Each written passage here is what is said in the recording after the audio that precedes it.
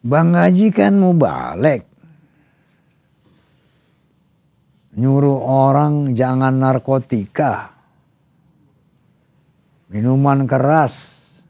Narkoba. Bikin lagu macam-macam. Anak kamu sendiri begitu. Ada nggak yang ngomong gitu?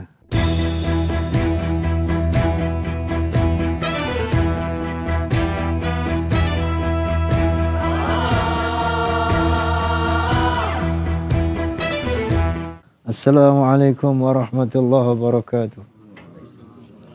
Bismillah, alhamdulillah, wassalatu wassalamu ala rasulillah wa ala alihi wa ashabihi wa mawalah, la hawla wa la quwwata illa billah, amma ba'd.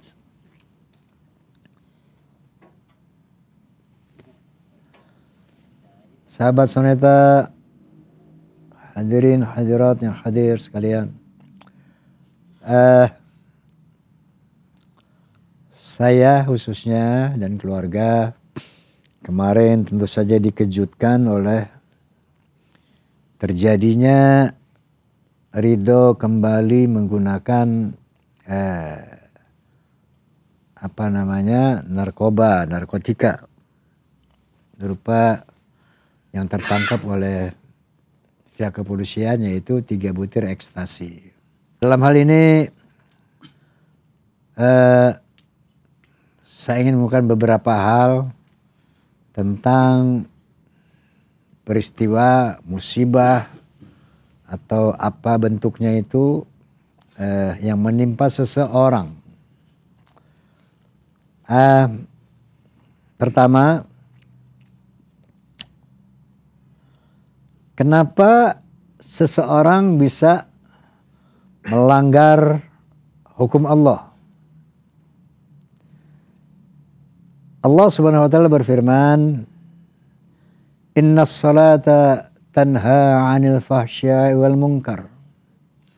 Sesungguhnya salat itu bisa mencegah manusia dari perbuatan fahsya wal munkar. Fahsya itu katakanlah perbuatan-perbuatan yang merusak diri sendiri. Seperti minum, kemudian berzina dan sebagainya. Kemungkaran itu umumnya yang ikut merugikan orang lain. Membunuh, mencuri, dan sebagainya. Allah Subhanahu wa taala menegaskan, salat itu bisa menghindarkan manusia dari perbuatan keji dan mungkar. Jadi kalau ada orang sholat 5 waktu, tetapi masih bisa berbuat kemungkaran, berarti harus dikoreksi sholatnya. Berarti sholatnya belum benar.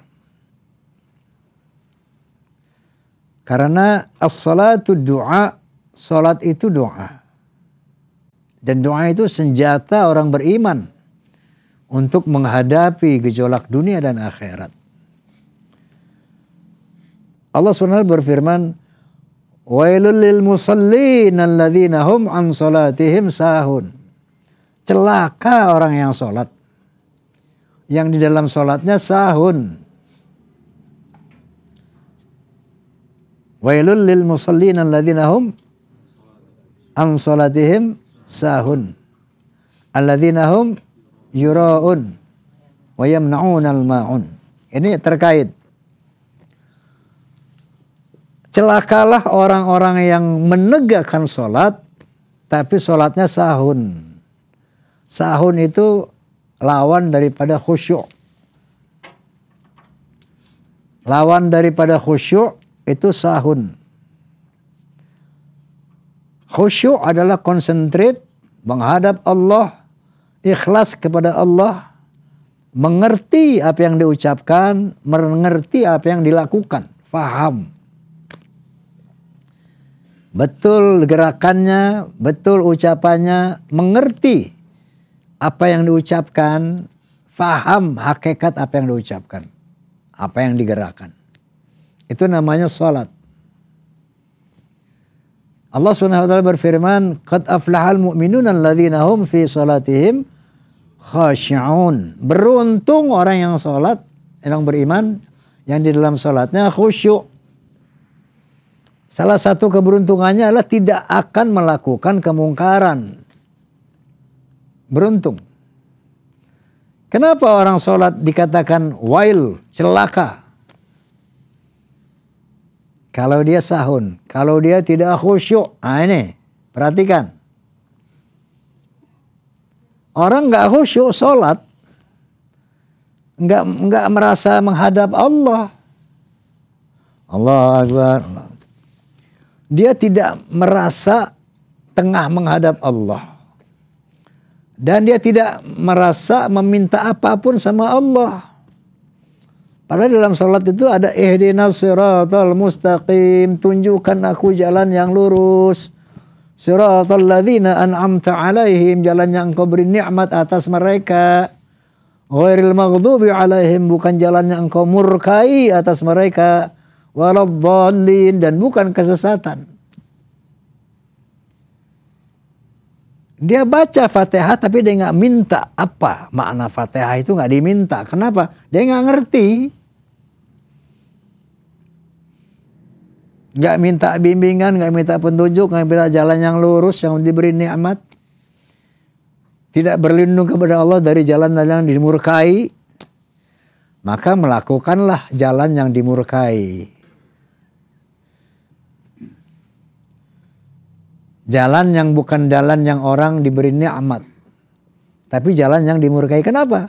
Dia sholat kok. Ya tapi nggak minta. Dia baca Fatihah kok dia nggak ngerti apa yang dibaca. Jadi sholat itulah silahul mu'min, senjata orang beriman.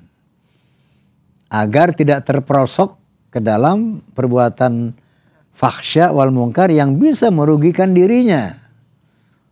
Di dunia dan di akhirat. Ya, jadi saya tekankan sekali lagi dalam hal ini.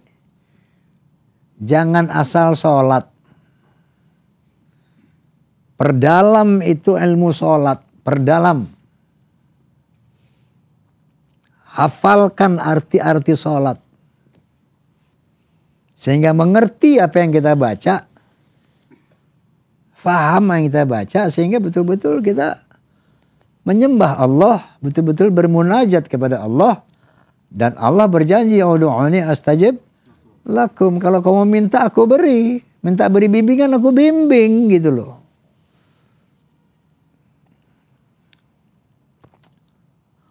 Kedua, bagi dalam hal ini katakanlah bagi saya, keluarga, ini ujian. Kenapa saya yakin ujian? Karena kita telah melakukan pembinaan. Ya. Bukan melakukan pembiaran. Ketika orang sudah melakukan upaya untuk keselamatan diri atau untuk keselamatan orang lain, tiba-tiba terjadi juga. Itu ujian namanya. Tapi ketika kita tidak melakukan upaya-upaya, dapat musibah, itu peringatan. Kalau terlalu sering peringatan itu dilanggar, menjadi hukuman. Ya. Dalam hal ujian ini, orang yang diuji, Allah Subhanahu wa taala berfirman, "A'udzubillahi minasyaitonir rajim.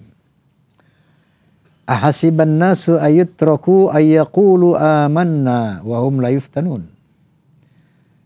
Ahasiban nas ayyutraku ayyaqulu amanna wa hum la yuftanun. Apakah manusia mengira dia akan dibiarkan setelah dia mengatakan aku beriman tanpa aku uji dulu? Jadi apabila seseorang mengatakan saya beriman, akan diuji kita. Walaqad fatanna alladzina min qablihim. Sesungguhnya orang-orang terdahulu pun diuji sama Allah. Orang yang mengatakan aku beriman diuji sama Allah. Walaqad fatanna alladzina min qablihim, sesungguhnya telah aku uji orang-orang yang terdahulu. Fala ya'lamanna alladzina sadaqu wa la ya'lamanna al-kadzibin. Agar aku tahu siapa yang benar-benar imannya atau yang berdusta. Allah Maha tahu. Tapi dalam konteks ini pembelajaran buat kita. Kenapa diuji? Kenapa dites?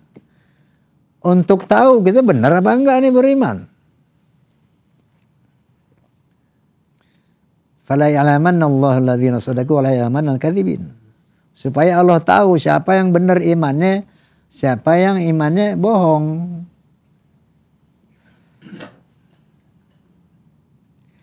Jadi orang beriman tuh pasti diuji. Orang beriman pasti disodorin hal-hal maksiat. Coba gue kasih gini, kena nggak? Gue kasih gini, bener nggak nih imannya? Disodorkan hal-hal yang maksiat. Diberi amanah, amanah nggak? Diberikan hal-hal yang menyerempet-nyerempet yang haram, dikerjain nggak? Itu pasti diuji.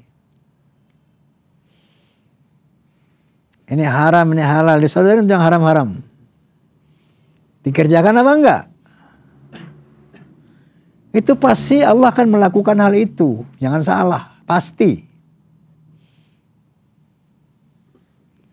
Makanya dulu di zaman Rasulullah SAW ada sekelompok Arab Badui datang menghadap Rasulullah. Qalatil a'rabu amanna. Datanglah sekelompok orang Arab, amanna, dibilang ya Nabi saya telah beriman, kami telah beriman. Lalu Allah menyapa Rasulullah, qul lam tu'minu. Katakan ya Muhammad kepada mereka, kamu belum beriman. Walakin qulu aslamna. Bilang sama mereka, saya baru Islam. Walama yadkhulil imanu fi qulubikum. Belum masuk iman ke dalam dadamu. Baru Islam doang. Ada dua persoalan di sini. Islam sama iman. Tanya diri kita. Kita sudah beriman apa baru Islam?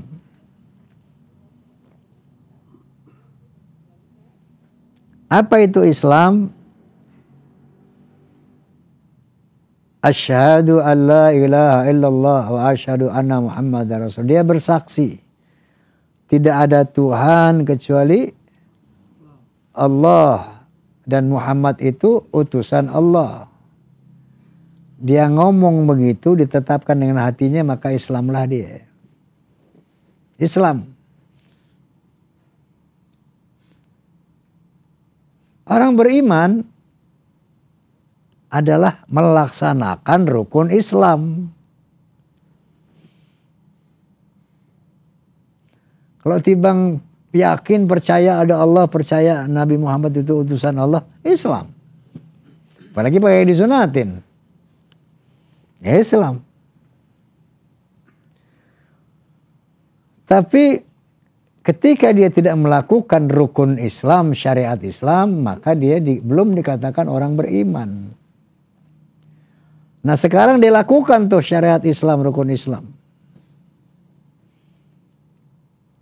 Baru dia boleh ngomong saya beriman. Sampai di situ nanti dulu diuji dulu. Bener nggak kamu nih beriman? Kan gitu. Bener nggak iman kamu? Karena orang beriman itu mahal. Orang beriman itu tinggi. Di sisi Allah, di sisi makhluk. Tinggi. Yarfa'illahu alladhina amanu minkum. Walladzina utul ilma darajat. Allah akan mengangkat derajat orang beriman. Tuh. Tinggi orang beriman. Dan berilmu di antara kalian. Makanya orang beriman tuh masih masuk ujian dulu.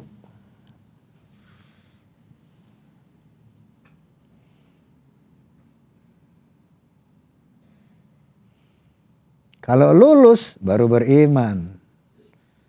Kalau beriman baru derajatnya tinggi indallah.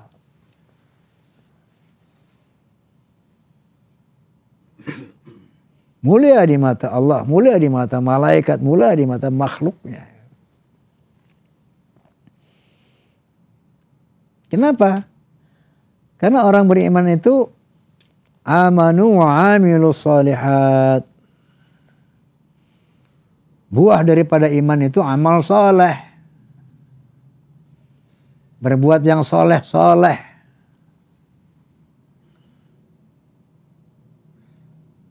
Amanu wa amilus shalihat.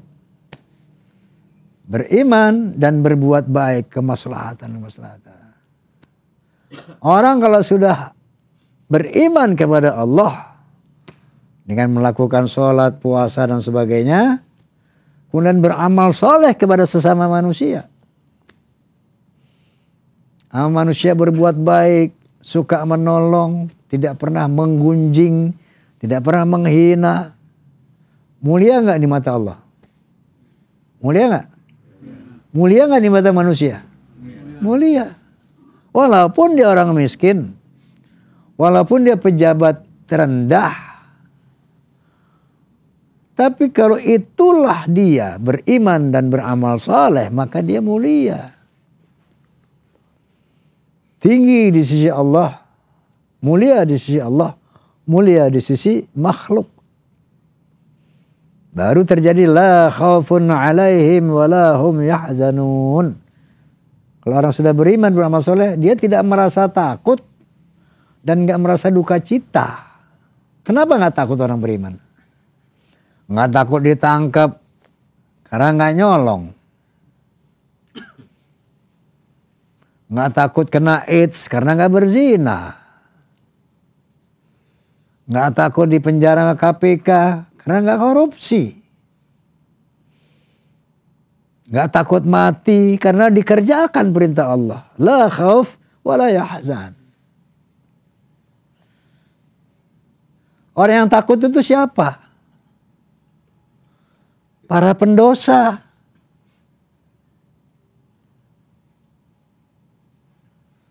Begitu ngebohong, aduh takut ketahuan nih saya nih. Begitu berzina, waduh takut kena penyakit nih. Begitu mencuri takut ketangkep nih. Begitu narkoba takut ketahuan nih, ketangkep nih. Kan gitu. Nah kembali lagi, untuk tidak melakukan kemaksiatan, fahsya dan mungkar, itu sholat. Sholat. Maka saya berulang-ulang menekankan, tingkatkan kualitas sholatmu. Tingkatkan.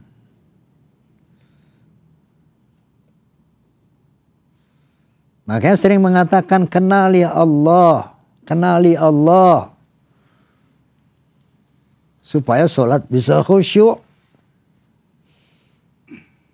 Ma'rifatullah. Kenal sama Allah.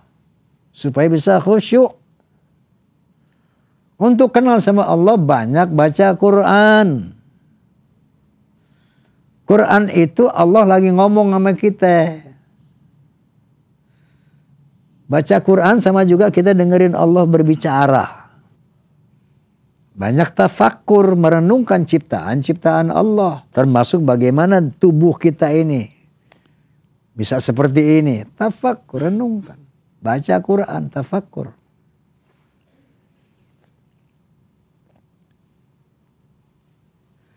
Nah, ketika orang melaksanakan kemaksiatan, itu sababiahnya ternyata cuma satu. dia tidak sholat khusyuk. Berbagai macam kemungkaran bisa dilakukan ketika orang itu tidak sholat, tidak khusyuk di dalam sholat. Orang khusyuk nggak bisa berbuat mungkar, nggak bisa. Itu janji Allah dan logis. Kemudian dalam konteks tadi musibah yang saya alami ini, apa sikap kita ketika menerima musibah? Allah SWT berfirman, A'udzubillahi minasyaitonir rajim, Bismillahirrahmanirrahim. Wala nabluwannakum bisyai'in minal khauf wal ju' wa naqsi minal amwali wal anfusi wath thamarat. Kamu akan aku uji. Dengan apa? Dengan rasa takut. Dengan kekurangan harta benda. Kita punya barang hilang, kita punya barang kebakaran, kita punya harta berkurang. Kemudian wathamarat akan diuji dengan kekurangan buah-buahan, kekurangan ekonomi.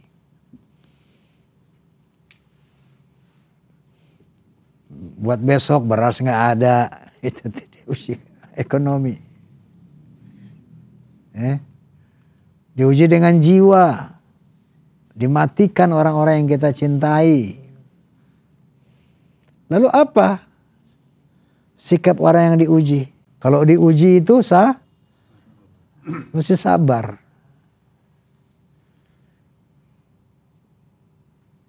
Orang diuji dia bisa sabar apabila alladzina idza asabathum musibah qalu inna lillahi wa inna ilaihi raji'un. Orang ketika ditimpa musibah dia bisa sabar kalau dia ingat inna lillah, saya datang dari Allah, wa inna ilaihi raji'un, dan saya akan kembali kepada Allah. Kalau orang sadar itu, saya datang dari Allah, nggak bawa apa-apa. Wa inna ilaihi raji'un, dan saya akan pulang kepada Allah juga nggak akan bawa apa-apa. Nggak bawa siapa-siapa. Sekarang nih begitu hidup saya punya kekasih. Orang yang kita cintai, entah istri kita, anak kita, apapun kita. Punya harta yang kita sayangi. Entah itu mobil, motor, emas, segala macam. Di dalam hidup ini. Padahal kita datang gak bawa itu semua. Dan kita akan dikubur orang yang gak kita bawa, yang kita miliki ini. Kalau kita sadar, inna lillahi wa inna ilaihi raji'un. Sadar datang sendiri, nggak bawa siapa-siapa, nggak apa-apa. Sadar akan pulang kepada Allah, nggak bawa siapa, nggak apa-apa. Insya Allah bisa sabar. Insya Allah bisa sabar. Ujian yang berat akan terasa ringan.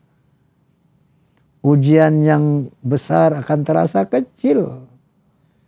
Kalau saja kita sadar, saya datang dari Allah, nggak ame siapa-siapa, sendiri. Dan saya akan pulang kepada Allah, nggak bawa siapa-siapa, sendiri. Tanpa sehelai benang pun kita akan pulang. Nah kalau kita sabar, Allah berjanji, ulaika alaihim salawatum min rabbihim wa rahmah. Kepada orang sabar itu aku akan bersolawat. Artinya apa solawat? Akan memberi penghargaan. Ulaika alaihim salawatun min rabbihim wa rahmah. Aku akan bersolawat kepadanya. Orang sabar tadi. Dan akan aku berikan rahmah. Rahmah itu apa? Kesenangan lahir batin. Maka tenanglah hati. Dikasih rahmat, apa itu? Kesenangan zahir, ntar dapat rezeki lah. dapat apalah yang menyenangkan hati. Dapat suasana yang menggembirakan, itu rahmat. Kalau kita sabar. Kita bisa sabar kalau sadar. Inna lillahi wa inna ilaihi raji'un. Jadi kalau kita dapat musibah, qul inna lillahi wa inna ilaihi raji'un. Sadari. Kalau kita sadar, insya Allah kita bisa sabar. Kalau sabar, wah, Allah bersolawat, Allah kasih hadiah macam-macam. Rahmat itu kan hadiah Allah macam-macam. Bisa berupa materi, bisa berupa kenikmatan, kelezatan. Itu rahmat. Diuji nggak sabar, makin tambah berat tuh ujian. Diuji nggak sadar bahwa kita dari Allah, kan menghadap Allah, makin tambah besar itu beban.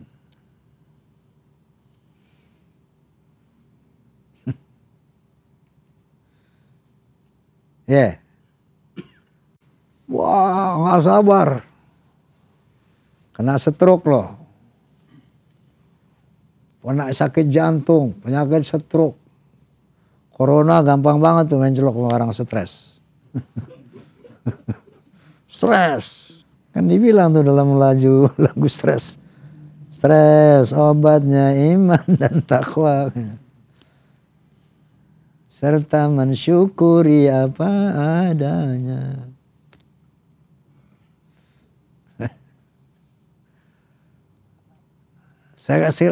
Ketika ada masalah, ada cobaan, lapangkan dada, benahi masalah. Nah, itu. Kepada Tuhan panjatkanlah doa. Masya Allah. Ada masalah, benahin. Lapangkan dada. Benahi masalah. Apa nih? Baru berdoa kepada Allah. Sabar dan tawakallah. Kan gitu. Nah itu buat orang yang menerima ujian. Sekarang buat orang yang menerima peringatan. Apa yang harus dilakukan? Muhasabah. Introspeksi.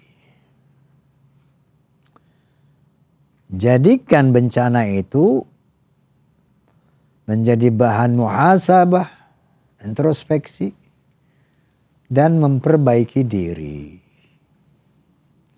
Makanya Allah SWT pernah berfirman begini, kalau aku mencintai seorang hamba maka akan aku uji dia. Sepintas lalu nih kalimat kayaknya nggak make sense gitu ya, nggak masuk akal. Kok kalau cinta diuji? Kalau cinta disayang dong, jangan diuji dong, gitu. Ternyata di balik ujian itu ada maksud Allah. Contoh, kalau kita selalu dan selalu sehat, nggak pernah cantengan jempol kita, nggak pernah kesandung akar, nggak pernah sakit perut, nggak pernah sakit apapun. Itu biasanya orang tuh kedekatannya sama Allah tuh rada renggang. Biasanya, walaupun nggak semua. Karena orang yang renggang ini kalau lagi happy, orang kalau lupa sama Allah, apalagi lupa, ketika dia happy, nah Allah kasih deh, tag, dikasih mules. Ya Allah, ya Allah.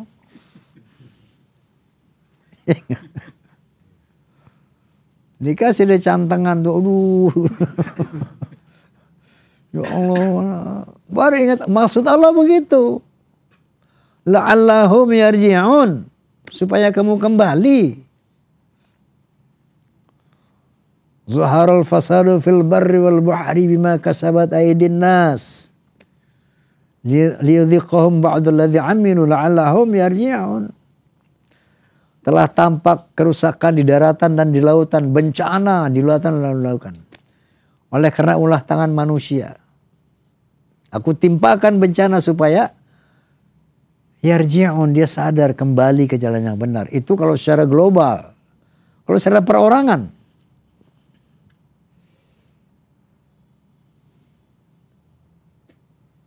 telah terjadi berbagai macam, segala macam perbuatan kita yang enggak.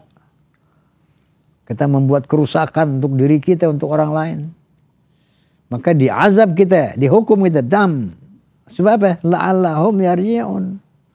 Supaya kita kembali sadar. Oh ternyata sakit gak enak ya Allah. Kalau saya sembuh ya Allah, saya tahajud deh ya Allah. Gak tinggal sholat lagi ya Allah. Begitu sembuh, zuhur lewat, asar lewat lagi. Nah kalau sampai berkali-kali seperti itu, khatamallahu ala qulubihim wa ala sam'ihim wa absarihim ghisyawah. Diberi peringatan, kita janji mau baik, mau ibadah. Begitu disembuhkan, bohong lagi, nggak ibadah lagi. Terkena lagi bencana, janji lagi saya mau benar ya Allah, nggak benar lagi. Berkali-kali begitu, khatamallahu ala qulubihim, maka akan aku kunci hatinya. Dikunci penglihatannya, dikunci telinganya. Sawa'un alaihim a'andzartahum am lam tunzirhum la yu'minun. Kalau udah dikunci kayak begitu, sama saja kamu beri peringatan atau enggak, dia enggak bakal beriman. Na'udzubillahi min. Nah itu. Kalau sering diberi peringatan, sering diberi ujian, kita janji akan baik. Begitu diringankan, begitu dihilangkan cobaannya, kita enggak baik lagi. Kasih peringatan, janji lagi. Mau berbuat baik, mau beramal saleh, mau ibadah. Begitu baik, begitu selesai persoalannya, ditolong Allah, ingkar janji lagi. Kalau terus menerus seperti itu, maka khatamallahu ala qulubihim. Jangan sampai itu. Sampai nggak bisa lagi diperingatkan udah. Sawa'un alaihim. Sama aja buat mereka. Andzartahum alam tunzirhum la yu'minun. Dia nggak bakal beriman, dia nggak bakal benar. Na'udzubillahi min. Nah sekarang ada orang ngomong, Bang Haji kan mau balik, nyuruh orang jangan narkotika, minuman keras, narkoba, bikin lagu macam-macam. Anak kamu sendiri begitu. Ada nggak yang ngomong gitu? Banyak. Kenapa bisa terjadi itu? Fadzakir inna fa'ati dzikra sayadzakkaru man yakhsha wa yatajannabul ashqa. Berilah pelajaran, berilah pengajaran, berilah peringatan. Tuh tugas orang tua. Tugas muballigh. Beri pelajaran, beri peringatan. Sayadzakkaru man yakhsha wa yatajannabul ashqa. Akan manut, akan nurut pada peringatan kita, dan ada orang yang membangkang peringatan kita gitu loh. Nah jadi, wah Roma Irama bisa ngomong doang tuh. Minuman keras. Anaknya begitu. Jangankan Roma Irama. Itu Nabi Yakub. Anaknya 12. Yang 10 Yahudi semua tuh. Yang benar cuma Nabi Yusuf sama Benyamin. Anak Nabi Nuh 3. Sem, Ham, Kan'an. Tuh yang ingkar. Kanaan. Anak Nabi ya anak aja oma. Gitu. Nah jadi jangan berhenti berdakwah walau ayatan. Jangan berhenti menyampaikan dakwah walau ayatan. Jangan gara-gara anak gue mengerjakan apa yang gue larang, gue berhenti di dakwah, nggak boleh. Nah sekarang yang namanya setan, itu Rhoma Irama pernah bikin setan pasti kalah. Apabila kau mau, apabila kau mau, setan pasti kalah. Kalau kita mau setan pasti kalah. Rhoma Irama bikin lagu judi. Jangan berjudi, bikin narkoba, jangan narkoba. Lu pikir setan diem? Ini kurang ajar aja man. Dia gak diem. Gua kerjain loh. Lo nya gak kena, bini lo gua kerjain. Bini lo gak kena, anak lo gua kerjain. Setan gak diem. Dendam dia. Mau balik itu.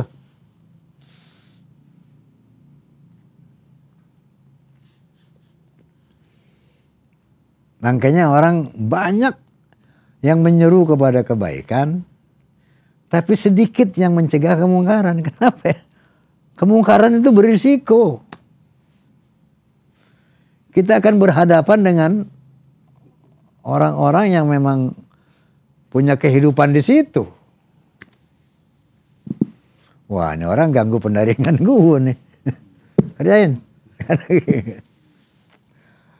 Kan di film-film film-film mafia, film detektif kan banyak begitu. Kalau ada polisi yang bagus, polisi benar, memberantas kemungkaran dengan sungguh-sungguh, bininya dikerjain, kan gitu ya. Pernah nonton nggak lo? Nah nonton film tuh gunanya itu. Nonton film tuh buat ngaji juga. Karena film itu potret kehidupan manusia.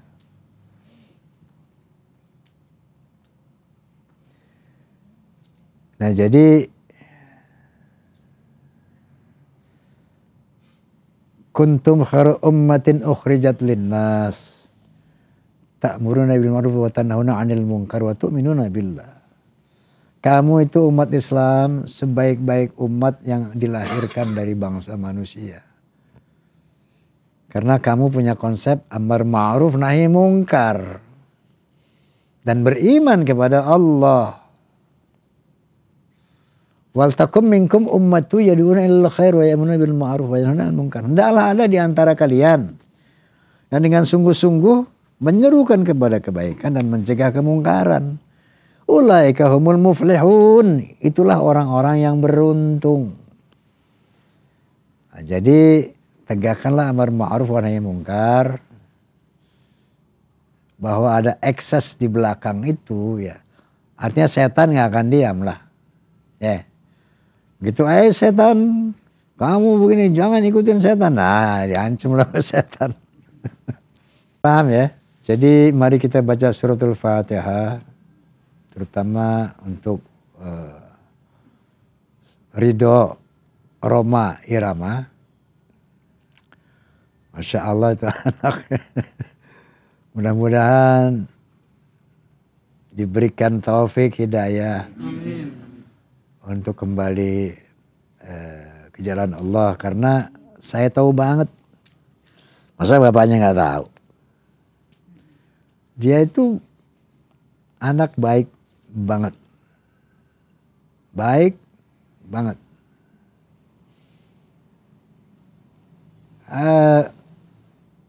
Karena dia bergaul di lingkungan yang kurang kondusif, maka seperti itu. Dan saya mengatakan sama Ridho, Dok, Papa tidak ingin menyalahkan teman kamu, enggak. Jangan nyalahin orang lain, salahin diri kita. Jangan cari kambing hitam. Oh, ini pergaulannya, lingkungannya. Seandainya kita sudah mampu mewarnai orang untuk menjadi baik, bergaulah dengan siapa saja. Kalau kita sudah mampu mewarnai orang lain, bergaulah dengan maling, rampok, segala macam boleh.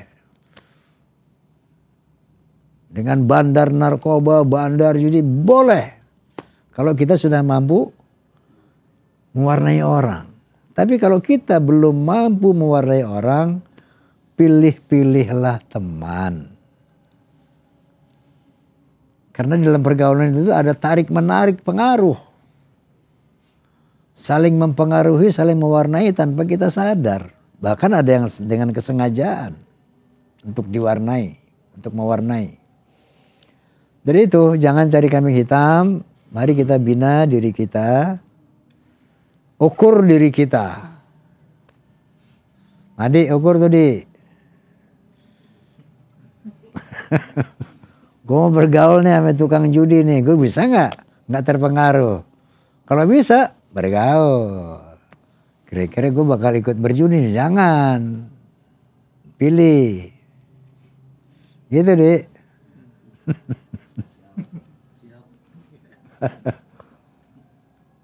Ya, kita baca surah Al-Fatihah, berakatil Fatihah, kita mohon kepada Allah Subhanahu wa taala agar ridho Roma Irama diberikan hidayah, taufik wal inayah, agar ridho kembali menjadi orang yang saleh, kembali bisa berkarya sebagaimana semula. Dan bibarakatil Fatihah kita mohon kepada Allah, kepada kita semua agar mendapat taufik hidayah inayah, agar kita bisa menghafalkan bacaan sholat sehingga kita bisa menegakkan sholat dengan khusyuk. Ala hadhihi niyyah wa ala kulli niyatin salihah wa ila hadratin nabil mustafa rasulillah sallallahu alaihi wasallam. Al-Fatihah. A'udzu billahi minasy syaithanir rajim. Bismillahirrahmanirrahim. Alhamdulillahi rabbil alamin. Arrahmanir rahim. Maliki yaumiddin. Iyyaka na'budu wa iyyaka nasta'in. Ihdinas siratal mustaqim. Siratal ladzina an'amta 'alaihim ghairil maghdubi 'alaihim waladdallin. Wallahul muwaffiq ila aqwamit thoriq. Billahi taufiq wal hidayah. Assalamualaikum warahmatullahi wabarakatuh.